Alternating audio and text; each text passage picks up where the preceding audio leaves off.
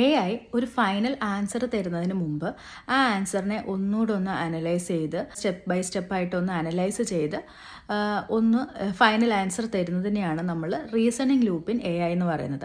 അപ്പോൾ reasoning loop എന്ന് പറയുന്നത് ആർട്ടിഫിഷ്യൽ ഇൻ്റലിജൻസിൻ്റെ ഒരു കോൺസെപ്റ്റാണ്. നമ്മുടെ ഹ്യൂമനെ പോലെ തന്നെ എല്ലാ രീതിയിലും ചിന്തിച്ച് ഒരു ആക്യുറേറ്റ് ആയിട്ടുള്ള ഒരു ആൻസർ നമുക്ക് തരുന്നതിനുള്ള ഒരു കോൺസെപ്റ്റാണ് റീസണിങ് ലൂപ്പ്. മോഡൽ ഒരു ആൻസർ ജനറേറ്റ് ചെയ്തിട്ട് അത് അനലൈസ് ചെയ്യും. ഇതിലെന്തെങ്കിലും മിസ്റ്റേക്ക് ഉണ്ടോ, എന്തെങ്കിലും ലോജിക് മിസ്സിംഗ് ഉണ്ടോ, അങ്ങനെ എല്ലാ രീതിയിലും ഒന്ന് അനലൈസ് ചെയ്തിട്ട് എന്തെങ്കിലും മിസ്റ്റേക്ക് ഉണ്ടെങ്കിൽ അതിൻ്റെ ആൻസറിനെ അത് റീഡിഫൈൻ ചെയ്ത് ഒന്നുകൂടെ കറക്റ്റ് ചെയ്തിട്ട് ഫൈനൽ ആൻസർ നമുക്ക് തരിക.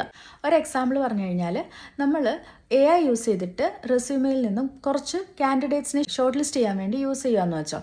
അപ്പോൾ ആദ്യമേ ചിലപ്പോൾ കുറച്ച് സ്കിൽസ് അല്ലെങ്കിൽ അതിലെ കുറച്ച് കീവേഡ് സിമിലാരിറ്റി നോക്കിയിട്ട് നമുക്ക് കാൻഡിഡേറ്റ്സിനെ ഷോർട്ട് ലിസ്റ്റ് ചെയ്ത് കഴിഞ്ഞാൽ ചിലപ്പോൾ അത്രയും ആക്യുറേറ്റ് ആവണം എന്നില്ല.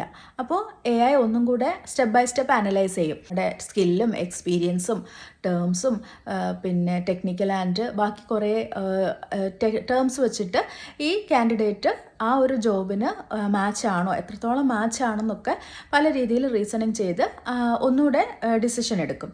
അപ്പോൾ കുറച്ചുകൂടെ ആക്യുറേറ്റ് ആയിട്ട് ഷോർട്ട് ലിസ്റ്റ് ചെയ്യാൻ പറ്റും.